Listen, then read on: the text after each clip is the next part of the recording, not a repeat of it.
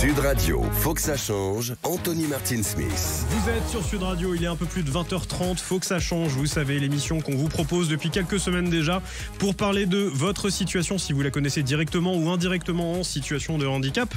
Vous pouvez participer à l'émission en nous écrivant à jeparticipe@sudradio.fr. Mes invités autour de la table, eh bien, il y en a pas mal. Oriane Payon, bonjour. Vous êtes directrice et fondatrice de Ma Petite École Montessori. Bonjour. Bonne année à vous, meilleurs vœux pour vous et votre école. Avec vous, Thierry Garot, qui malheureusement est à distance. Bonjour Thierry Garot. Bonjour Anthony, bonne année à vous. Vous êtes cofondateur de l'application Very Important Parking que vous avez cofondée avec Philippe Croison, qu'on a reçu ici il y a 3 semaines. Vous êtes aussi co-auteur d'un livre dont on va parler ensemble juste après, Adoptez-vous, où vous revenez sur votre parentalité adoptive, où vous avez découvert le handicap de vos enfants au cours de leur vie et de leur enfance. Nous avons nos chroniqueurs, notre première chroniqueuse de la saison, Virginie Dubost, bonjour. Bonjour Anthony. Vous êtes vous-même en situation de handicap, vous êtes experte dans le domaine du luxe et aujourd'hui vous faites de votre handicap que vous avez connu au cours de votre vie une force pour sensibiliser et éclairer les regards. Et puis Mathéo Lamblot, bonjour Mathéo. Bonjour Anthony. Vous êtes programmateur de l'émission et puis vous avez aussi la chronique les changements à la une. Et justement les changements à la une, parce que c'est pas tout de dire faut que ça change, mais c'est la chronique qu'on vous propose. Je dis aussi bonjour à Quentin. Bonjour Quentin qui va juste vous dire bonjour parce qu'il était loin, voilà. Bonjour à tous. Bonjour Quentin. Merci. Je salue évidemment tous ceux qui m'aident à préparer cette émission, Michael, Lucille, Yona et toute l'équipe de Sud Radio, au web, Aurore, Luc et puis tout le monde qui nous aide à faire en sorte que ce programme on puisse vous le proposer chaque semaine ici même à 20h30. Agissons ensemble pour une société plus juste. L'association APF France Handicap présente Sud Radio, les changements à la une. En ce samedi 11 janvier 2025, Mathéo Lamblot, les changements à la une avec le film Un petit truc en plus, réalisé par Artus, primé le 1er janvier 2025. Et c'était lors de l'émission Les Bravos d'Or sur France 2 que l'équipe d'Un petit truc en plus a reçu le prix du film de l'année. Pour rappel, ce film réalisé par Artus a été un véritable succès, notamment pour son casting composé de 11 acteurs en situation de handicap. Ce titre le récompense fort, notamment de ses 10,8 millions d'entrées au cinéma, ce qui en fait aujourd'hui le 9e plus gros succès du cinéma français. Outre-Manche, le gouvernement britannique a lancé la refonte de tout son modèle de dette sociale à destination des personnes en situation de handicap. Le 3 janvier dernier, le ministre de la Santé britannique, Wes Streeting, s'est engagé à créer un nouveau service national d'aide sociale capable de répondre aux besoins des personnes handicapées au XXIe siècle. L'un des engagements est le déblocage avec effet immédiat de 86 millions de livres, soit 104 millions d'euros pour le handicap. La refonte globale du système devrait prendre néanmoins plusieurs années, avec le lancement en avril 2025 d'une grande concertation nationale et transpartisane afin d'étudier comment améliorer la prise en charge des personnes handicapées dans leurs tâches du quotidien.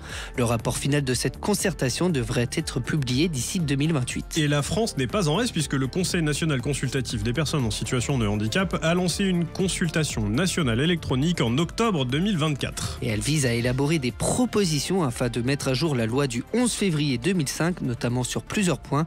Jérémy Bourrois, président du Conseil national consultatif des personnes handicapées, nous explique l'objectif. Le constat qui est partagé par tout le monde, c'est que beaucoup de choses étaient très bien écrites en 2005, mais qu'il n'y a pas les ressources aujourd'hui pour faire en sorte que ceux qui manquent à leurs obligations d'accessibilité soient sanctionnés et obligés de mettre en œuvre vraiment leurs obligations. Aujourd'hui, on doit comprendre que l'inaccessibilité, c'est un délit. Et qu'à partir du moment où c'est un délit, il faut que les sanctions se mettent en place immédiatement, que les droits des personnes soient respectés.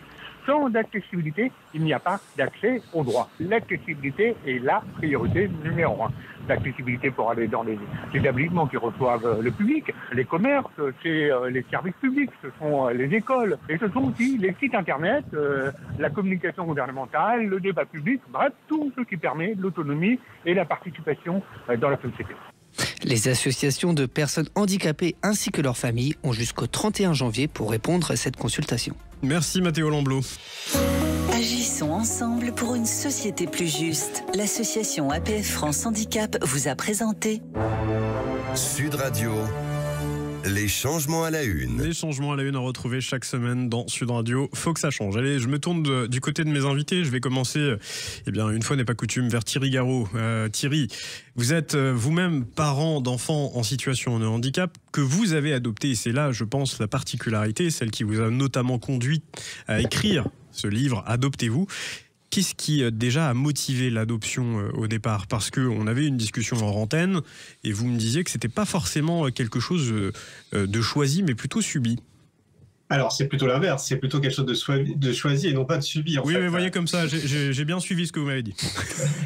En l'occurrence, faire famille, c'est aussi en fait constituer autour de soi un couple d'une part, et puis des enfants qui viennent en fait enrichir en fait la vie personnelle au travers des années.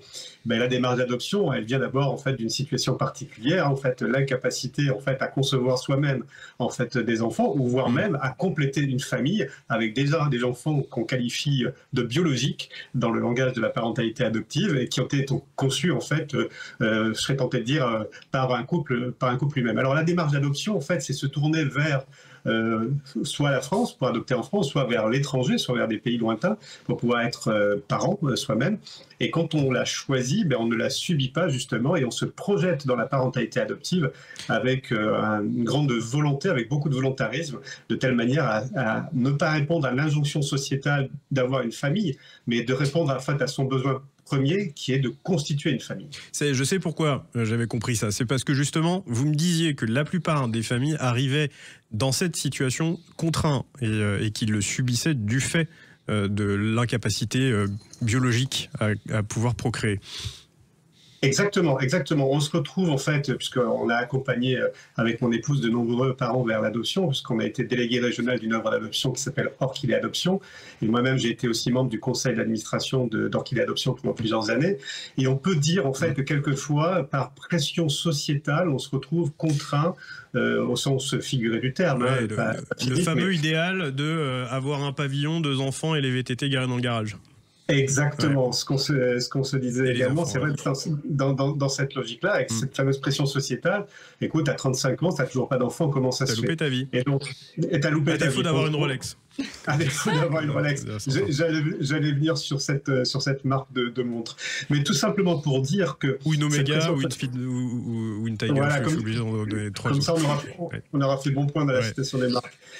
En fait, cette pression sociétale, elle engage en fait certaines familles à s'engager vers la voie de l'adoption à tout prix ou à tout craint.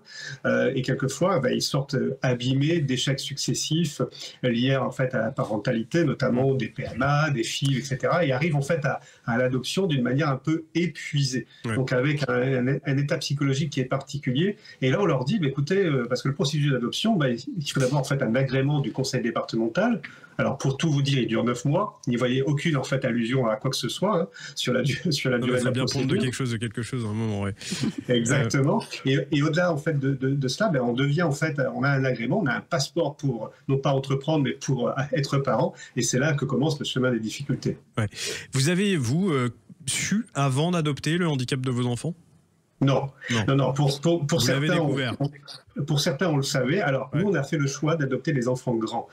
7 ans et demi pour nos aînés, 8 ans et demi et 7 ans et demi pour nos plus jeunes, entre guillemets.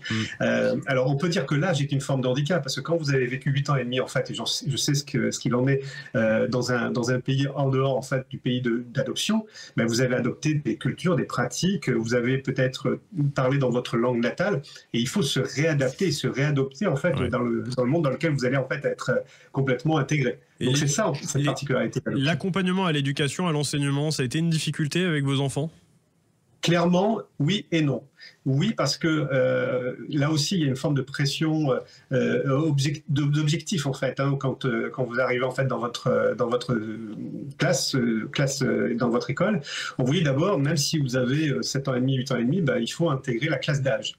Alors, la classe d'âge, c'est une aberration. Je veux dire, quand vous avez passé 8 ans de votre vie dans une langue qui n'est pas le français et que vous arrivez en fait en France et qu'il faut vous adapter à un certain nombre de choses, et en particulier la langue, notre langue est très riche, elle est très abstraite, donc il faut en percevoir toutes les subtilités, eh bien, vous avez une possibilité d'une dérogation de 2 ans avec l'éducation nationale. Alors nous, on a obtenu un petit peu de dérogation sur une année.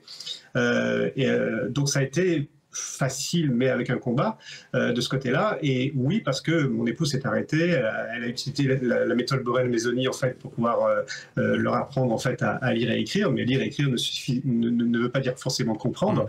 Donc derrière, il faut aller en fait puiser dans les ressources, etc. et accompagner. Et quelque part, il y a un petit choc des cultures. Vous-même, vous décrivez comme étant moitié couscous, moitié foie gras. Oui, parce que vous êtes originaire de Côte d'Ivoire, enfin en tout cas vous êtes né là-bas, vous êtes d'origine de Kabylie et français du Périgord, c'est bien ça ? Ouais, voilà, je suis né en Côte d'Ivoire à Abidjan, je suis rentré en France à l'âge de 8 ans et demi, et ma mère est d'origine kabyle, et mon père est d'origine périgourdine. Et donc ce mix, ce mélange fait aussi en sorte qu'on est obligé en fait de puiser d'un côté l'adaptation à un milieu nouveau, et l'adoption en fait de tiers qui vous regardent et qui vont demain matin être vos amis, vos pères dans votre sphère professionnelle, vos parents en fait dans la sphère personnelle, vos frères et sœurs, etc., etc. Je me tourne vers Oriane Payon, vous êtes directrice et fondatrice de Ma Petite École Montessori, également récemment de Ma Planète Montessori. C'est quoi cet écosystème et comment vous en êtes vu là? Puisque vous, au départ, vous étiez plutôt dans la gestion d'affaires, dans une chaîne de restauration familiale. Comment on en vient à ça, à l'éducation, et en plus très spécifiquement sur la méthode Montessori? D'abord, j'ai eu des enfants et comme chaque maman qui devient maman, notre identité change. Et donc, j'ai voulu comprendre le fonctionnement de l'enfant, le développement du cerveau humain. Et donc, j'ai lu des neurosciences. Et quand on lit neurosciences, on tombe mécaniquement chez Montessori. Donc, c'est vraiment la parentalité qui m'a guidée vers ce projet. Ok. Et du coup, vous accompagnez des enfants en situation de handicap, vous accompagnez même des parents qui ont des enfants en situation de handicap dans votre école? Oui, alors on a des enfants qui sont sur le spectre autistique, par exemple. Nous avons eu des enfants qui ont des troubles neurodéveloppementaux. Et l'intérêt de la méthode Montessori, c'est qu'elle est particulièrement adaptée pour intégrer des enfants qui sont porteurs de handicap pour plein de raisons. La première, c'est le mélange des âges. Donc, comme on vient de le dire, la difficulté, c'est d'intégrer la bonne tranche d'âge dans le traditionnel. Dans notre cas, il n'y a pas cette problématique puisque les enfants sont mélangés du CP au CM2 dans la même classe, ou de la première année à la troisième année de maternelle. Donc ça, c'est le premier aspect. Donc le grand aide le petit s'inspire du grand.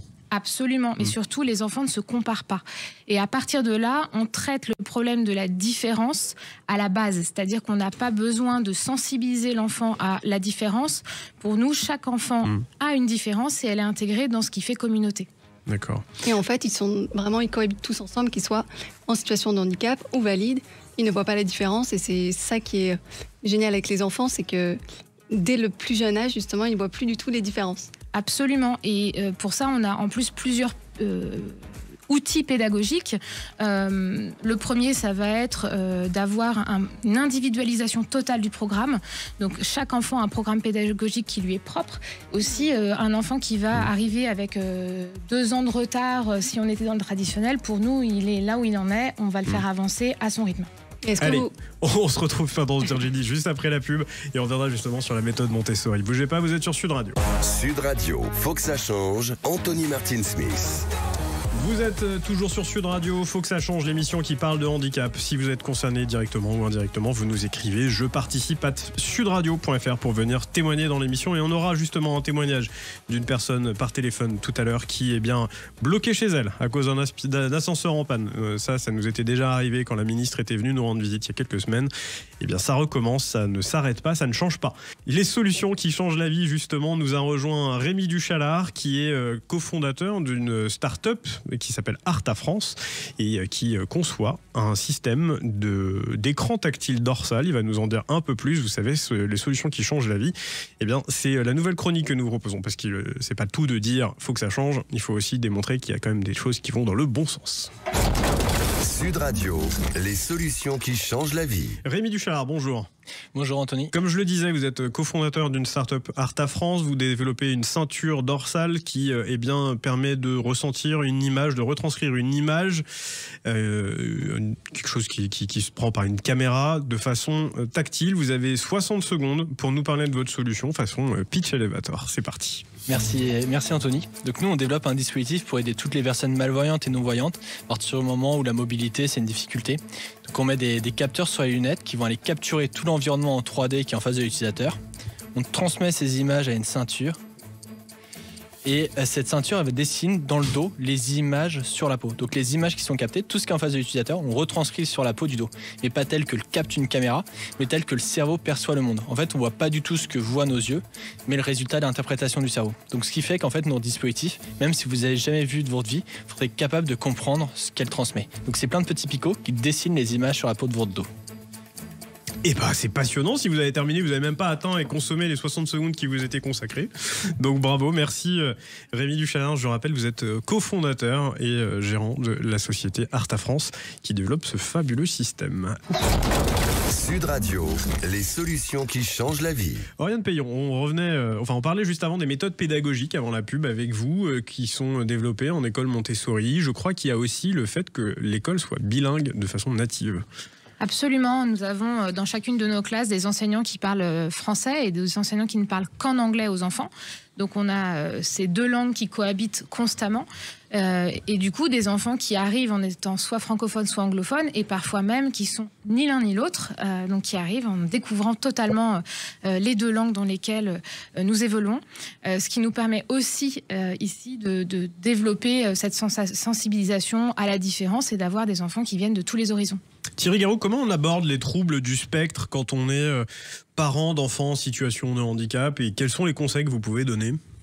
D'abord, s'impliquer dans la sphère éducative. Alors, on vient d'avoir l'exemple de Montessori avec une forte implication parentale, mais si on n'a pas en fait d'école Montessori ou de collège ou de lycée qui sont adaptés, eh bien, il faut s'impliquer soi-même. C'est ce que l'on a fait en fait directement en devenant pendant de nombreuses années quasiment la scolarité des 4 enfants délégués de parents d'élèves pour pouvoir justement en fait être impliqué dans la sphère éducative et mieux comprendre. Est-ce que vous, Thierry, justement, vous avez eu la possibilité de faire changer de style d'éducation vos 4 enfants ? Alors, le style d'éducation, non. Par rapport à l'école.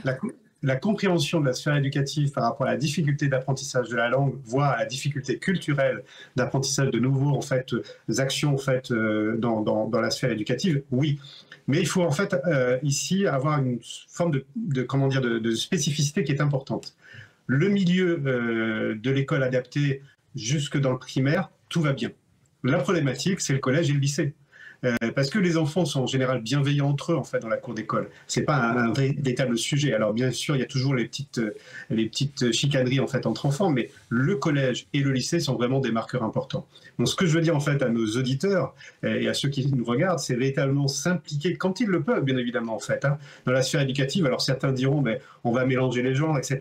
Non, moi je pense que l'éducation nationale, c'est d'abord l'enseignement national. L'éducation, c'est les parents, l'enseignement, c'est l'école.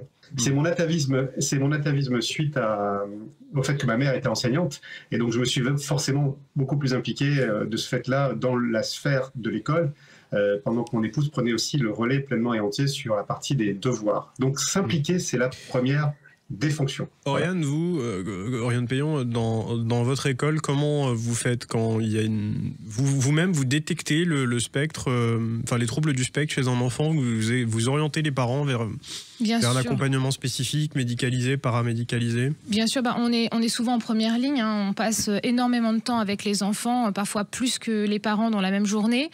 Et donc on observe aussi dans leur rapport à l'apprentissage, à la sociabilisation, les premiers marqueurs qui vont nous alerter. Et après, toute la difficulté, ça va être d'amener tout en douceur ce questionnement chez le parent qui parfois n'a pas du tout envie d'entendre. Et ça, c'est vraiment un travail de confiance qu'on doit créer avec le parent, parce que amener un parent à aller poser un diagnostic sur un enfant, c'est aussi, en tant que parent, accepter un potentiel handicap et donc quelque part faire le deuil de l'image parfaite de l'enfant qu'il s'imaginait.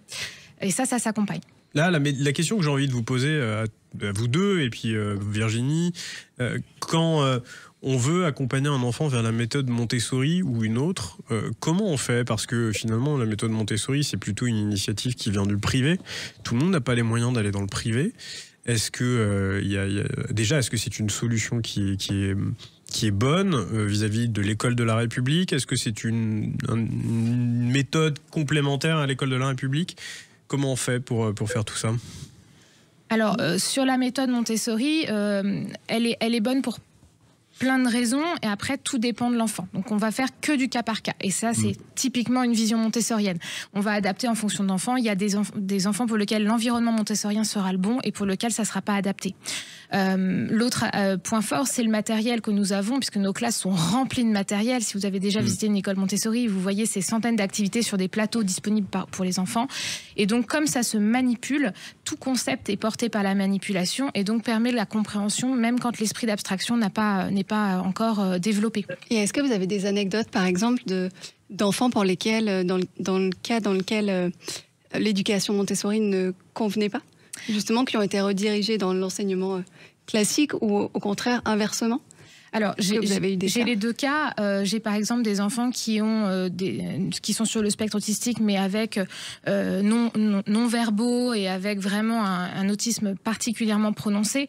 Dans ces cas-là, on ne va pas pouvoir nous monter toute la structure autour de cet enfant. Généralement, un enfant qui est porteur de handicap chez nous, il a une assistante de vie scolaire qui va le suivre au quotidien. Qui va être dédiée. Absolument. Thierry, vous partagez le point ou pas ?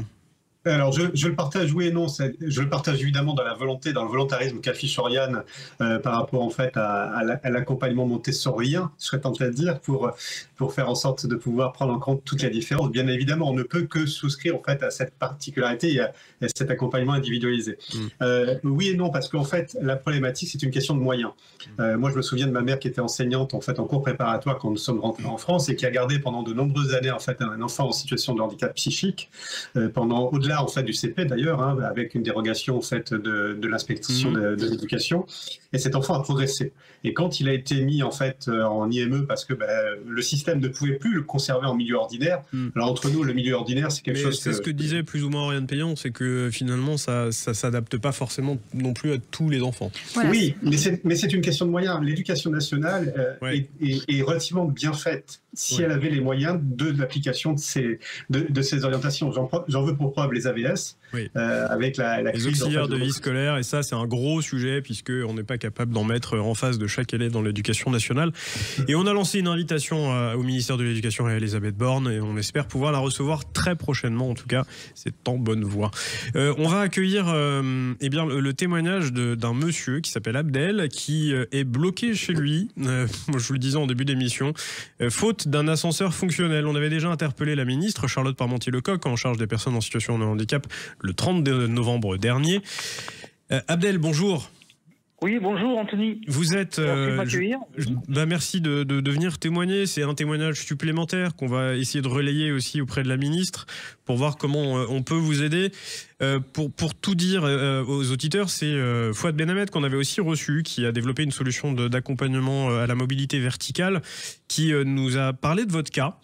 Et auquel évidemment la rédaction est toujours sensible. Et donc si on peut essayer de vous aider et vous donner la parole, c'est avec grand plaisir. Alors racontez-nous ce qui se passe pour vous.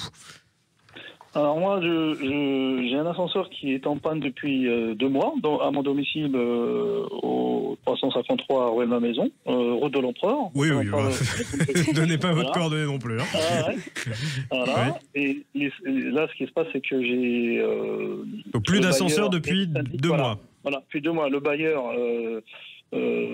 social, Action Logement, Foncière Logement et le syndic Foncia qui, depuis 2 mois, entre guillemets, promène entre les devis, les experts, pour faire réparer l'ascenseur, puisqu'il y a l'électricité au niveau de l'immeuble qui est mal fait, qui inonde parfois carrément tout le temps la cage de la fosse de l'ascenseur quand il pleut, donc ça fait des courts-circuits au niveau des conteneurs. Donc si Schindler attend l'étanchéité que l'étanchéité soit faite pour réparer. Donc voilà, donc moi depuis 2 mois je suis pas de solution pour descendre de votre appartement parce que ascenseur en panne, pas de devis, ou en tout cas des devis qui mettent du temps à se réaliser, à se signer. Au niveau du bailleur, au niveau du syndic, et moi en attendant je suis conseiller en voyage d'affaires, je travaille au malheureusement en télétravail. Ouais. Et vous ne pouvez pas sortir de chez vous. Je vous comprends, ça m'est arrivé il y a 2 semaines et j'étais bloquée aussi pendant quelques jours. Bon, bah écoutez, on vous promet rien. Par contre, ni faire mes courses, ni aller au restaurant, ni on s'engage à transmettre votre témoignage à la ministre Charlotte Parmentier-Lecocq, parce que effectivement, ça aussi, il faut que ça change. Si vous-même vous êtes dans des situations similaires comme Abdel, vous avez aussi interpellé Emmanuel Macron sur les réseaux sociaux par une vidéo. Donc on va transmettre à la ministre. Normalement, elle sera là. Peut-être la semaine prochaine, on va voir. En tout cas, c'est en discussion, mais on vous promet en tout cas de lui en faire part. Si vous aussi vous avez des choses à transmettre et que si on peut vous aider, c'est jeparticipe@sudradio.fr. Venez nous parler de votre situation de handicap. Je remercie les chroniqueurs en plateau, Virginie Dubost, Mathéo Lamblot. Je remercie aussi Rémi Duchalard qui est venu nous parler de sa solution qui change la vie avec Carta France.